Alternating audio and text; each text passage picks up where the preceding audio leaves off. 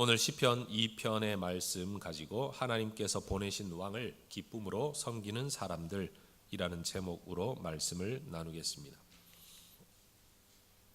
지난 한 주는 한 유명 스타 개인과 또 여러 시민들, 어떤 사람은 자의에 의해서 또 어떤 사람들은 사고에 의해서 목숨을 잃어버린 사람들의 이야기로 참 우울한 한 주를 보냈습니다. 특히 남성 아이돌 그룹이었던 샤이니의 멤버 종현이라는 청년, 만 27, 한국 나이로 28밖에 되지 않은 청년이 스스로 목숨을 끊은 것은 많은 젊은 이들에게 너무 큰 충격이었습니다. 우리가 그 삶을 살아보진 않았지만 무대 위에서 모든 사람들이 동경하고 소리를 지르는 그 자리를 내려온 이후 그 뒤에서 일어나는 허무함, 또는 공허함, 또는 외로움, 또는 두려움, 우리가 이루 말할 수 없는 사람을 참 힘들게 하는 그 감정과 정서들을 이 젊은 청년이 이겨내기 힘들었던 것 같습니다. 이 스타의 죽음을 두고 많은 사람들이 추모의 글을 남겼습니다. 저는 그 가운데서도 특별히 이 한 사람의 글이 제 가슴 속에 깊이 와 닿았습니다. 가수 보아입니다. 이 종현이라는 친구가 소속되어 있는 엔터테인먼트 회사의 이사이기도 하지요. 그는 이렇게 글을 남겼습니다. 공연이 있으면 항상 대기실에 찾아와 주었던 종현아, 우린 왜 항상 짧은 만남에서도 일 얘기들로 안부 인사를 대신했을까? 왜 우린 서로가 어떻게 사는지 보다는 어떻게 일을 더 잘할 수 있을까? 그것만 생각했을까?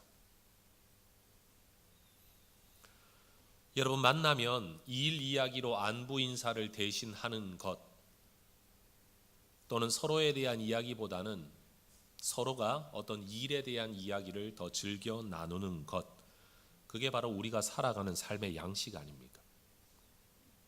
요즘 직장을 평생 직장이라고 말할 수는 없지만 그래도 짧지 않은 시간을 직장 생활하는 동안에 사실은 하루 온종일 가장 많이 얼굴을 대하는 그 사람들, 심지어 점심을 같이 먹고 야근이 있으면 저녁을 같이 먹고 하루에 두세 번은 커피를 함께 마시는 바로 그 사람들. 저는 여러분에게 한번 궁금한 게 있습니다. 만약 여러분이 이 일터를 떠난 이후에도 그렇게 많은 시간을 보냈던 직장 동료들 가운데 기쁨으로 만나서 내 속에 담겨있는 이야기를 나눌 수 있는 사람이 몇 사람이나 되실 것 같으십니까? 어쩌면 우리는 참 좋은 사회성을 가지고 있다, 나는 직장생활 참 적응 잘한다 라고 생각을 하고는 있지만 어떤 면에서는 인격적 나눔도 진실함도 상대에 대한 관심도 없는 이 피상적인 만남 속에 인생을 살아가고 있는지도 모릅니다. 여러분, 더군다나 교회 안에서 신앙생활을 함께하고 있는 우리 성도들의 교제, 성도들끼리 나눈다고 말하는 그 사랑은 죽음의 유혹을 받고 있는 사람들에게 어떤 힘이 되고 있는가를 저는 질문하고 싶은 겁니다. 어쩌면 지금 이 시간에도 우리 주변에는 사는 것보다 죽는 것이 더 낫겠다고 생각하는 분들이 계실 겁니다. 그런데 우리와 우리의 신앙이 그분들에게 아무런 도움이 되지 못한다는 것이 정말 안타까운 일입니다. 더군다나 우리 주변에 그런 사람이 있다는 것을, 또는 그 사람이 누구라는 사실 자체도 모르고 살아가고 있다는 것이 여러분, 우리의 마음을 참 힘들게 합니다. 저는 예전부터 이런 생각을 한 적이 있습니다. 이 해화동 길거리 어디에다가 카페를 하나 열면 좋겠다. 돈 벌고 커피 팔기 위한 카페가 아니라 무슨 이야기든 들어드립니다 라는 간판 하나 걸어놓고 싶은 마음입니다. 여러분, 우리가 모든 문제를 해결해 줄 수도 없고 또 사사건건 충고하려고 하는 게 아니라 최소한 들어줄 수는 있지 않을까. 그리고 우리가 가진 것도 없고 아무것도 없지만 최소한 기도는 해줄 수 있지 않겠나. 아마 어떤 분이 그게 도대체 무슨 도움이 되겠냐라고 질문하더라도 여러분, 그것마저라도 할 수 있으면 얼마나 좋을까. 그게 제 마음의 소망입니다. 우리는 늘 말합니다. 어려움이 있으면 교회로 오십시오. 어려움이 있으면 목사들을 찾아오십시오. 저도 그렇게 인사를 합니다. 그러나 여러분, 교회를 다니지 않는 사람들, 심지어 교인들에게라도 목사 한번 찾아오고 교회 한번 찾아오는 게 그렇게 쉬운 일이 아닙니다. 전 우리 혜성의 가족들 가운데 누군가가 이러한 일 자체를 사명으로 알고 교회와 함께 이 일을 진행할 수 있는 분이 계시다면 저는 꼭 그분들과 이 일을 해보고 싶습니다. 지나가는 이야기가 아니라 여러분, 예전부터 늘 가지고 있었던 마음의 고민, 저의 또 다른 소망입니다. 여러분, 이러한 문제들 앞에서 우리 신앙을 한번 돌아볼 필요가 있지 않겠습니까? 인격적 나눔 없이 일만 하는 것도 피상적이지만 또 여러분, 일도 없이 인격적 나눔만 하는 것이 공허하겠지만 우리는 어떻게 일과 만남, 교제의 관계의 균형을 가지고 하나님을 섬기며 살아갈 수 있을 것인가? 여러분, 하나님과의 깊은 만남이 무엇인지를 전혀 모르는 사람들, 하나님을 기뻐한다는 것이 무엇인지를 모르는 사람들, 종교적 열심과 교회에 대한 헌신은 있지만 하나님으로 가슴 벅참이 무엇인지를 모른다면 여러분, 저는 아주 단정적으로 이 신앙은 병들어 있다라고 말할 수밖에 없습니다. 여러분, 종교 생활은 우리를 구원하지 못합니다. 종교는 구원에 관하여 무능합니다. 예전에 참여하는 것, 종교 예식에 참여하는 것이 우리를 구원시켜 주는 게 아닙니다. 열심을 내어 종교 활동에 참여하는 것이 우리의 구원을 가져다 주는 게 아니라 오직 우리를 향한 하나님의 사랑과 그의 아들 예수 그리스도가 우리를 대신해 십자가에 못 박혀 죽으셨다는 그 믿음, 바로 그 예수님을 내 인생의 주인으로 모시는 그 관계성이 우리에게 구원을 가져다 준다고 저는 확신합니다. 우리 삶에서 하나님의 도우심 또는 은혜를 기적적으로 체험하는 것이 신앙의 핵심이 아닙니다. 하나님을 위해 뭔가를 도전하고 하나님을 위한 일을 이루는 것, 그것이 신앙의 본질도 아닙니다. 내가 기도한다, 성경을 읽는다, 예배에 참여한다, 나는 기독교인이다 라고 선언하는 것이 우리의 신앙을 드러내 보여주는 여러분 객관적 증거가 될 수 없다는 말입니다. 오히려 성경은 신앙에 대하여 말하기를 하나님에 대한 사랑이요 사람에 대한 사랑이라고 아주 분명히 말합니다. 종교 활동에 대한 열심이 아니라 하나님에 대한 사랑이다.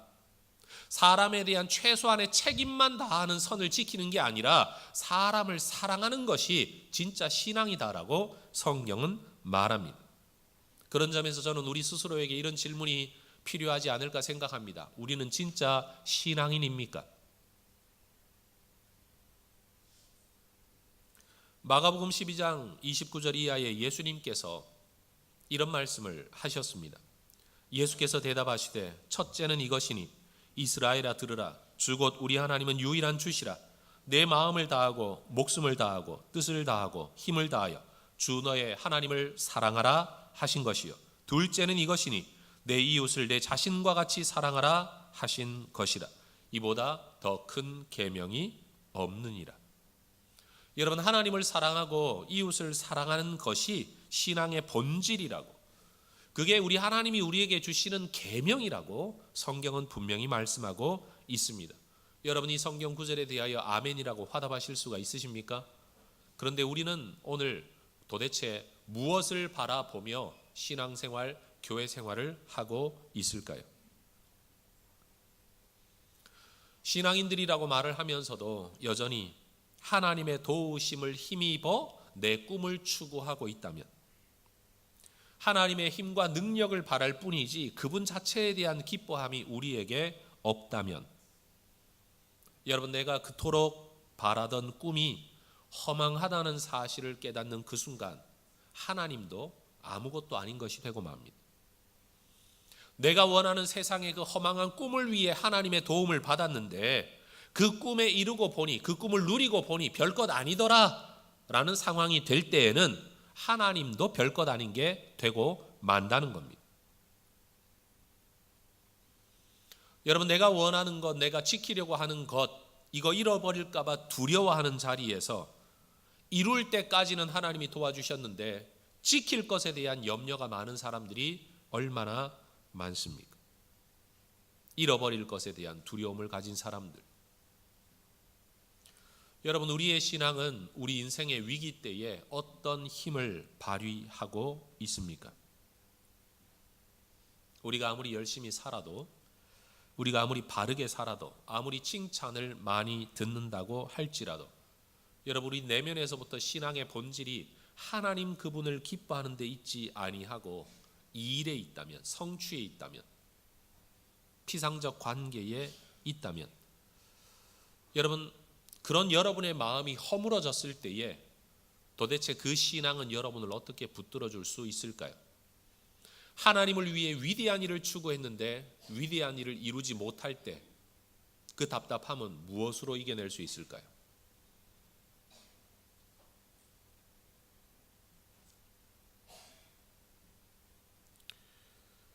오늘 우리가 읽었던 시편 2편의 말씀에서는 믿음의 자리를 살아가는 사람들과 불신의 자리를 살아가는 사람들을 대조하고 있습니다. 그러나 저는 이 본문을 읽으면서 단순히 불신앙의 사람들이 아니라 믿음 안에 있다고 하지만 이런 요소를 가지고 살아가는 우리의 삶을 한번 점검해 보고자 이 본문을 선택을 했습니다. 2절과 3절을 한번 보십시오. 세상에 군왕들이 나서며 관원들이 서로 꾀하여 여호와와 그의 기름 부음 받은 자를 대적하며 우리가 그들의 맨 것을 끊고 그의 결박을 벗어버리자라고 말하는 사람들이 있습니다. 그들은 자신들의 꿈을 위해, 그 꿈을 이루기 위해 하나님을 벗어나고자 합니다. 여러분, 그들은 영향력이 있는 사람들일 수 있습니다. 예를 들면 2절이 말하는 것처럼 군왕들, 관원들이라는 표현을 쓰면서 단순히 세상에 정치적 힘이 있는 사람만 말하는 게 아니라 세상의 어떤 영역에서든지 힘 있는 그 사람들이 더군다나 혼자가 아니라 함께 모여 서로 지지하며, 여러분, 서로 뜻을 모아서 무언가를 도모하며 동지애와 희열을 느끼며 그 일을 행할 수도 있습니다. 그 일의 핵심은 하나님과의 관계의 단절입니다. 그가 맨 것을 끊어버리자, 그의 결박을 벗어버리자. 그들의 마음속에 하나님에 대한 생각은 나를 얽매는 분, 신앙이라는 것은 나를 구속하는 것, 내 인생의 즐거움, 내 인생의 자유, 내 꿈, 내가 원하는 바를 자꾸만 가로막는 거추장스러운 것이라는 생각을 가지고 있는 사람들이지요. 교회를 다니는 분들 중에도 이런 생각 가진 분이 의외로 많습니다.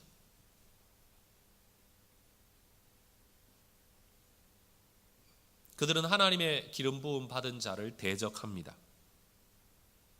그들은 어찌하든지 하나님과 상관없는 자리에 가고 싶어 합니다. 하나님의 영역이 내 인생에 들어오지 못하는. 영국의 진화 생물학자인 리처드 도킨스라는 분 이름을 들어 보셨을 겁니다. 옥스퍼드의 교수를 지낸 분 아닙니까?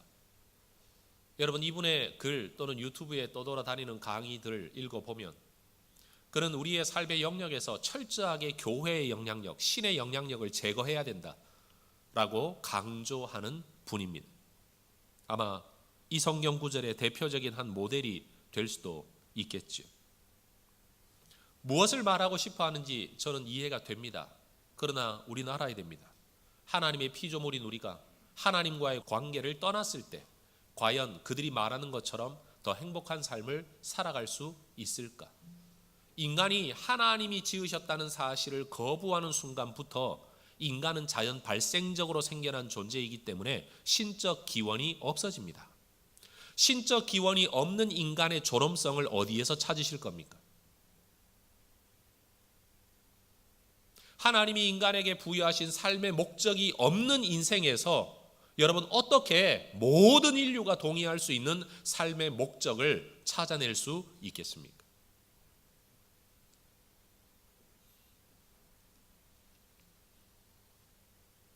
신앙생활을 하면서도 여전히 교회 다니는 것, 주일 예배에 참여하는 것, 굳이 왜 해야 되냐라고 질문하는 분들, 여러분, 그 의도 속에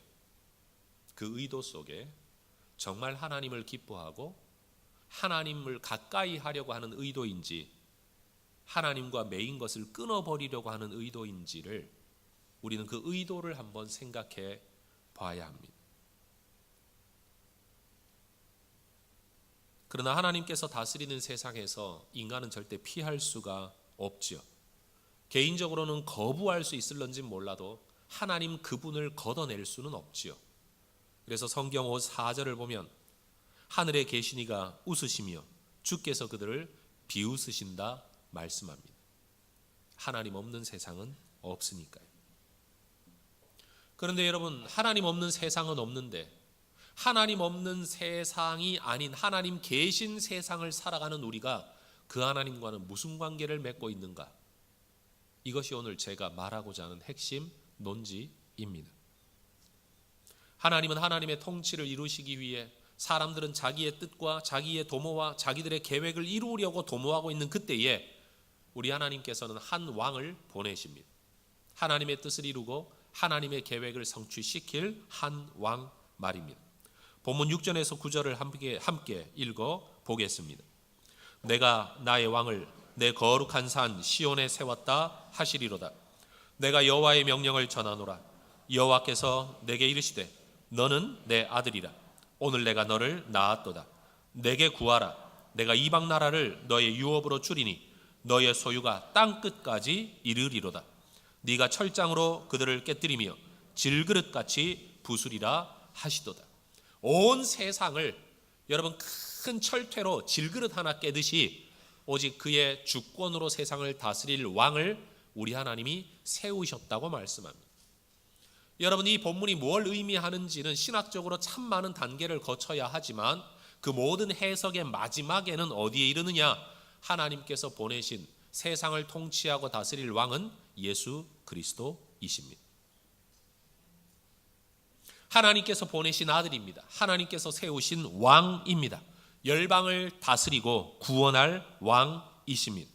그래서 예수님께서 세례를 받고 여러분 물에서 올라오실 때 하늘이 열리고 성령이 비둘기같이 임하시면서 하셨던 말씀이 뭐냐? 이는 내 사랑하는 아들이요 내 기뻐하는 자다. 성령으로 기름을 부으시면서 내가 세운 내 왕이다, 내 아들이다, 여러분 성령께서 증언하고 계셨던 겁니다.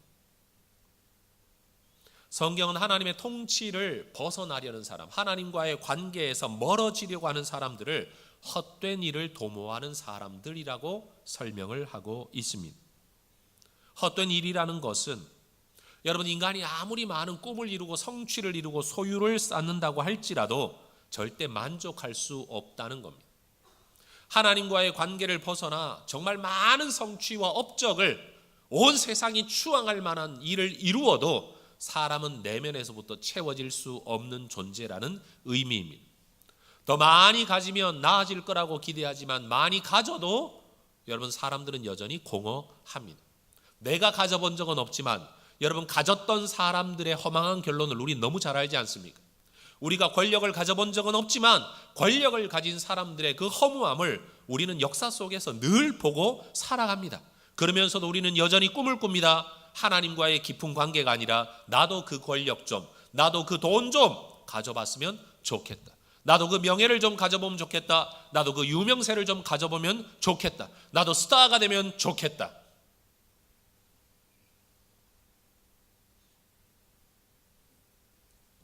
하나님께서 우리에게 원하시는 삶은 하나님의 이름 걸고 높은 자리로 가라라는 게 아닙니다. 여러분 신앙생활 하면서 제가 느끼는 정말 부조리함은 뭐냐 하면 연예인들이 특별히 그러하죠. 무슨 상을 받으면 교회 다니는 사람들은 하나님께 영광이라는 말을 다 합니다. 그런데 하나님의 영광을 언급했던 그 사람들이 어느 날 갑자기 여러분 인생의 추락을 하게 될 때, 인생의 굴레에 떨어질 때 사람들은 그 사람들을 믿음 없어서 저런다고 손가락질합니다. 잘 되는 건 무조건 하나님 이야기를 해야 칭찬 듣는 문화, 교회 안에서. 못 되는 건 무조건 그 사람의 문제라고 치부해 버려야 내가 안전하다라고 여기는 문화가 우리 교회 안에 있습니다. 인정하고 싶지는 않지만. 만약 반대가 되면 어떻게 될까요? 정말 좋은 일이 있을 때 하나님이 주신 은혜를 찬양하는 동시에 네가 참 애썼다, 네가 정말 수고했다라고 여러분 그 사람에게 박수를 보낼 수 있는 문화가 교회 안에 있으면 얼마나 좋을까요? 정말로 힘들어 있는 사람들에게 네 문제다, 네 신앙의 문제다, 기도 안 해서 그렇고 네가 성경 읽지 않아서 그랬고 네가 하나님 앞에서 너 자신을 내어드리지 못해서 그렇다라고 정죄하기보다는 내가 뭘 도와줘야 되냐라고 물을 수 있는 교회 문화가 되면 얼마나 좋을까요? 그래서 저는 목사로 살면서도 기독교 신앙이 가지고 있는 이 이율 배반성, 어떤 면에서 정말로 혐오스럽고 포장은 신앙으로 되어 있지만 그 속내막을 들여다보면 정말 신앙의 본질답지 않은 우리의 모습을 봅니다. 남이 잘된 건 그 사람의 수고 때문이라고 말하고 싶지 않고 하나님의 은혜라고 말하고 돌아서서는 왜 내게는 그런 거 주지 않으시냐고 원망하고요. 잘못된 사람에 돌아서서는 그 사람을 손가락질하고 돌아서서 나는 그렇게 되지 않음을 감사하다라고 생각하는 이 바리새인적 사고방식. 예수님이 우리에게 말씀하신 신앙대로 살아가자면 이렇게 말해야 되는 것 아니겠습니까? 하나님께서 은혜를 주신 것과 그 사람이 거기에 이르도록 수고한 것에 대하여 남다른 노력을 한 것에 대하여 내가 정말 박수를 보낸다. 대단하다, 훌륭하다, 귀하다. 여러분 칭찬해 줄 수 있으면 얼마나 좋을까요? 그리고 힘들어하는 사람에게는 찾아가서 하나님이 나를 통해 은혜를 베푸실지 어떻게 아냐? 내가 뭘 도와주면 되겠냐? 내가 아는 건 없지만 옆에라도 있어줄게. 밥이라도 같이 먹어줄게. 여러분 이런 그리스도인이 된다면 얼마나 좋을까요?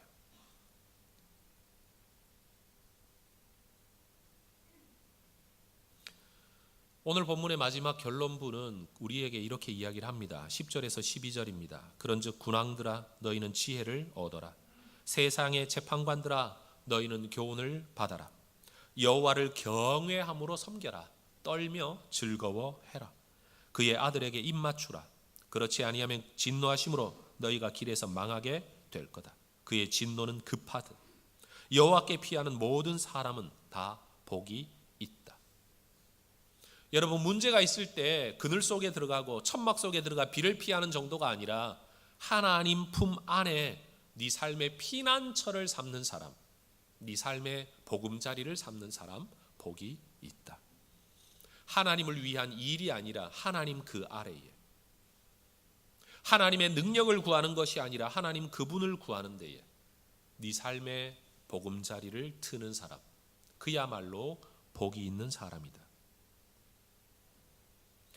그런데 이 세상의 문제는 사람들은 예수가 하나님께서 보내신 왕 그리스도라는 사실을 인정하지 않는다 또는 모른다는 데 있습니다. 그 아들에게 입맞추는 것이 하나님께 피하는 거라는 것을, 그분을 사랑하는 것이 하나님을 사랑하는 것이라는 것을 사람들이 모른다는 겁니다. 천지신명과 조물주는 찾고 있지만 그 천지신명과 조물주께서 보내신 예수 그리스도를 모르고 있다는 사실. 그래서 우리는 전도해야 합니다. 예수가 누구인가를 전해야 됩니다. 여러분 사람들을 교회에다 끌어다 앉히는 것이 전도가 아니라 예수가 누구인가를 전하는 그 자체가 전도의 본질인 것입니다. 데려다 앉히는 것은 내 뜻대로 되지 않지만 최소한 사랑을 가지고 내가 말은 할 수 있는 것 아니겠습니까? 여러분 이것이 바로 우리가 해야 할 전도의 본질인 겁니다. 또 어떤 사람들은 예수가 왕 그리스도인 줄 알면서도 그분 앞에 엎드려 입맞추기를 싫어한다는 겁니다. 예수를 그리스도라고 고백은 하고 있는데 정작 여전히 나는 내 삶의 주인이 되어서 내가 원하는 대로 내 인생 한번 살고 싶고 내가 목표하는 바를 이루고 싶어서 그분 앞에 엎드려 굴복해서 무릎을 꿇고 입을 맞추기보다는 그 말씀대로 살아가기보다는 내 뜻을 도와주기만을 원하는 자리에 머물러 있는 사람들, 아마 오늘날 이 교회 안에 몸담고 살아가는 우리 대부분의 그리스도인들이, 저와 여러분들이 바로 이런 자리에 이르러 있을지 모르죠. 그 자리를 넘어서서 우리가 가야 할 자리가 어디냐? 바로 하나님을 기뻐하는 자리, 그 하나님을 경외하는 자리, 하나님이 주시는 진짜 복을 받아 누리는 자리. 여러분 그렇기 때문에 우리는 말씀대로 산다는 것, 하나님 사랑하며 산다는 것이 어떤 것인지를 끊임없이 들어야 합니다. 소위 말해 간증을 자꾸 나누고 들어야 합니다. 그래야 한 사람의 인생 속에 일하신 하나님의 이야기를 알게 되죠. 하나님을 알아가게 되죠. 간증을 듣는 동안은 그 사람의 삶 자체에 우리가 관심을 가지게 됩니다. 그러므로 우리도 꿈을 꾸죠. 내 인생에도 그런 하나님이 역사해 주시기를, 하나님을 향한 소망을 가지게 됩니다. 그와 동시에 남의 이야기를 듣고 나도 그런 삶을 살아가고 싶다라고 꿈꾸는 사람에게 은혜를 받은 사람들은 대부분 이렇게 반응합니다. 하나님께서 집사님에게도 그런 은혜를 주시기를 내가 함께 기도하겠다. 이게 성도의 교제입니다. 이런 교제를 나누는 사람은 절대 혼자이다라는 생각 덜하게 될 겁니다. 누가 나를 위해 기도하고 있다는 사실, 내가 힘들 때, 잘 풀리지 않을 때 내 속을 털어놓을 사람이 있다는 사실 자체가 여러분 얼마나 큰 힘이 되겠습니까?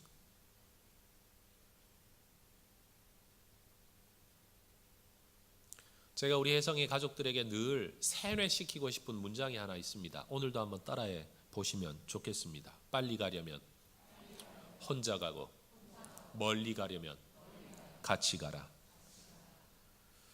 여러분, 주일 예배를 드림으로써 내가 주일 성수에 대한 최소한의 책임을 다하려는 사람들은 안내위원이고 누구고 여러분 쳐다볼 것 없이 그냥 쑥 예배당에 올라와 앉았다가 예배 마치자마자 뭐 누구하고도 인사할 필요 없이 집에 빨리 가버리면 여러분 가장 깔끔합니다.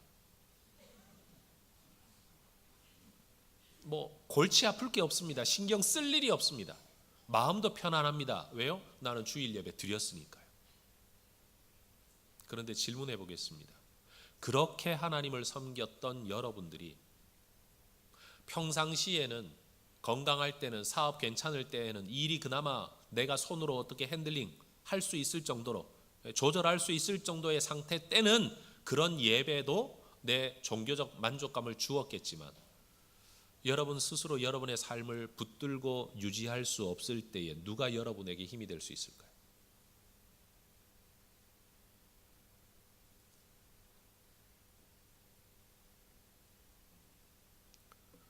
교회는 늘 이렇게 말을 합니다. 성도님 힘들고 있고 기도 제목 있을 때는 언제든지 찾아오십시오. 저도 그렇게 이야기를 합니다. 우리 새 가족들 오면 제 방에서 예배 마친 후에 꼭 인사 나누고 제가 마지막 멘트가 항상 이겁니다. 언제든지 찾아오십시오. 그런데 찾아온 사람 한 명도 없습니다. 이유는 저도 압니다. 저도 교장 선생님 방 찾아가고 싶지 않거든요. 교무실도 들어가고 싶지 않거든요. 그런데 그런 여러분이 문제를 만났을 때 여러분이 말해주지 않는 한 우리가 하나님도 아닌데 어떻게 여러분의 속을 알겠습니까? 주일 예배 참석하고 그냥 돌아갔던 여러분들이 주일날 빠지면 무슨 급한 일이 있나 보다, 바쁜 일이 있나 보다, 여러분 이러고 말지, 누가 여러분에게 찾아가 가지고 전화를 해 가지고 왜 빠지셨습니까? 물론 교구 목사님들은 그 일 하십니다. 목자들은 합니다. 그런데 여러분 어떤 면에서는 그분들도 이 일로 하는 겁니다.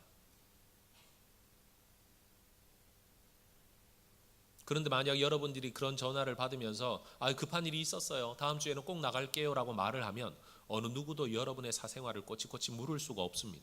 요즘 세상 그런 세상 아닙니까? 그러면 그런가 보다 하고 맙니다. 그런데 여러분의 속이 썩어 들어가고 있다는 사실은 아무도 모릅니다. 아프다는 것을 아프다고 말하지 않으면 아무도 여러분 아픈 걸 모릅니다.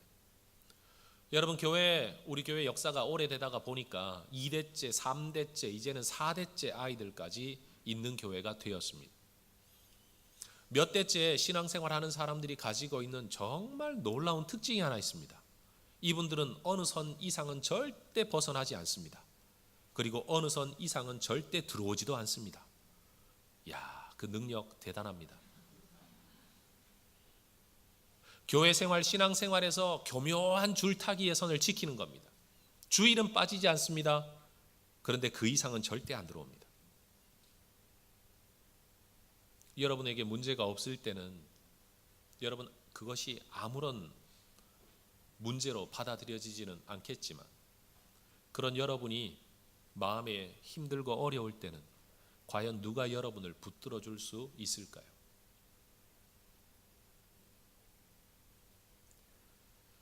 젊을 때는 혼자 살아도 됩니다. 근데 여러분 연세가 드시면서 혼자 사는 게 좋으시던가요? 대답하셔도 괜찮습니다. 좀 대답하시는 게 도와주는 겁니다.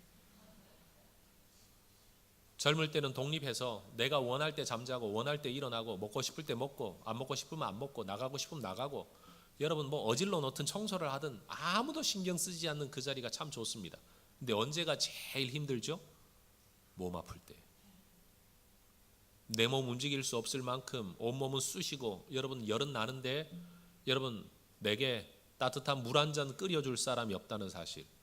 여러분 입을 이렇게 두르고 물 끓여본 적 있으십니까? 요즘처럼 전기포트가 좋을 때는 모르지만 옛날에는 가스레인지 불 켜가지고요, 여러분 바깥에 나가서 주전자 하나 올려놓고, 주전자도 없어서 냄비 올려놓고 물 끓여본 적 있으십니까? 저는 있습니다. 그래서 빨리 장가갔습니다.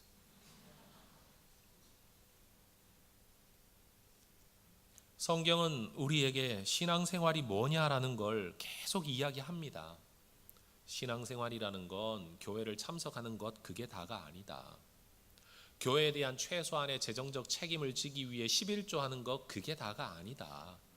그저 하루에 성경 몇 절 읽고 살아가는 것, 그게 다가 아니다. 그것을 통해서 우리가 정말로 원하는 게 뭐냐, 왜 그런 일을 해야 되냐 하면 하나님을 사랑하기 때문에, 하나님을 기뻐하기 때문에, 하나님을 즐거워하기 때문에 여러분 그런 일을 하는 것, 그게 신앙생활이라는 겁니다. 이게 역으로 돌아가면 잘못됩니다. 내가 이렇게 하니까 하나님 사랑하는 것 아니냐? 그럴 수도 있고 아닐 수도 있습니다.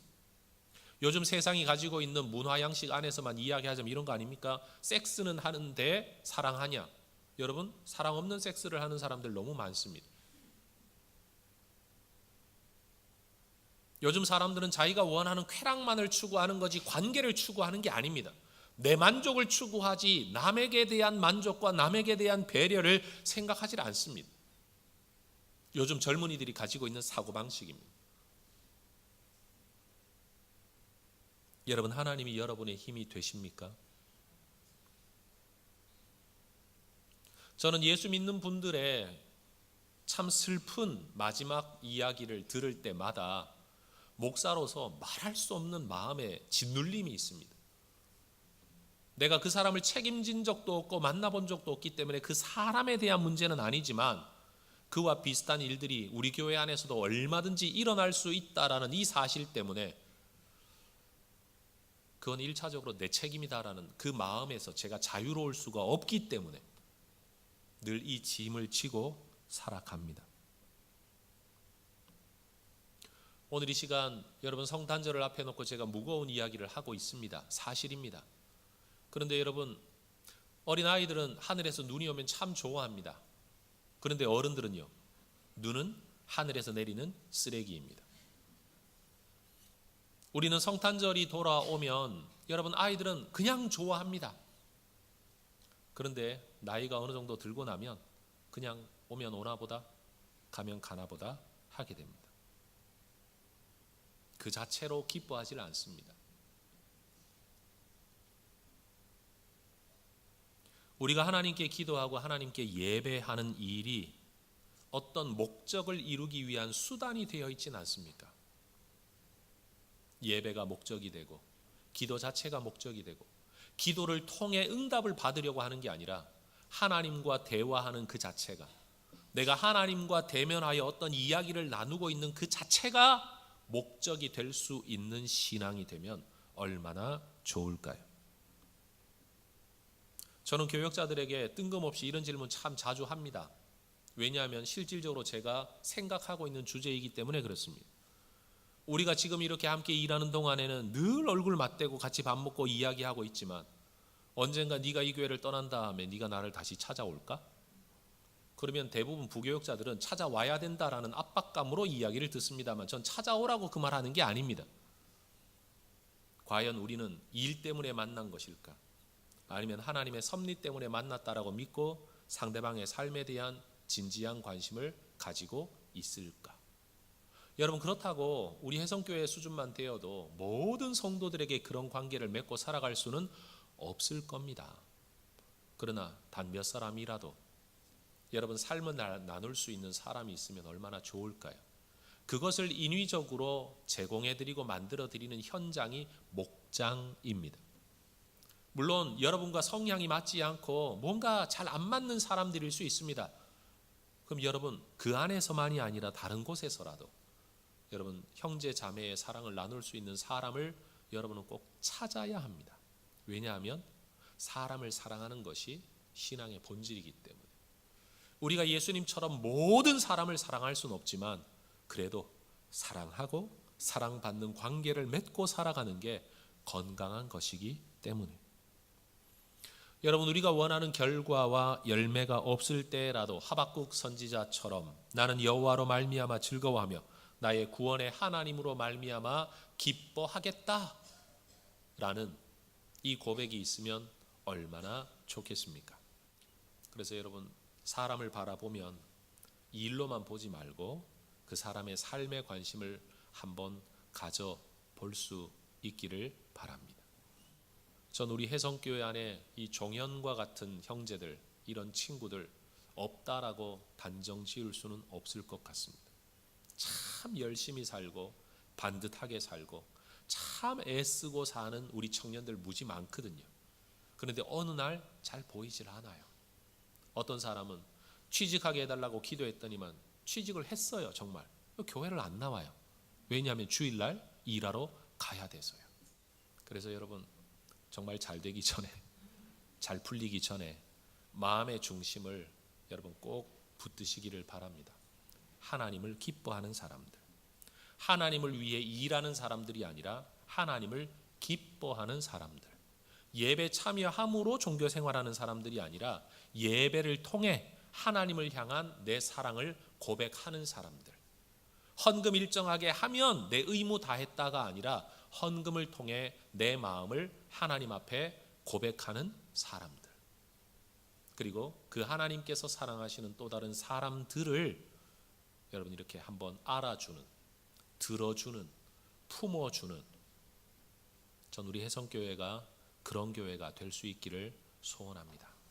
성탄절의 진정한 의미는 내 인생 복받기 위해 예수님 오셨다 라고만 말하기에는 너무 단편적이잖아요. 우리의 왕이 오셔서 너와 내가 그분 앞에 꿇어 엎드려 함께 절하고 그분이 베푸시는 은혜를 받아 누리고 우리가 그분을 섬김으로써 함께 기뻐하는 그런 하나님과의 관계, 사람과의 관계를 성경이 말하는 대로 맺으며 살아가는, 그래서 우리의 신앙생활이 고역이 아니라 정말 기쁨이 되는 그런 하나님의 백성들 되시기를 축복합니다.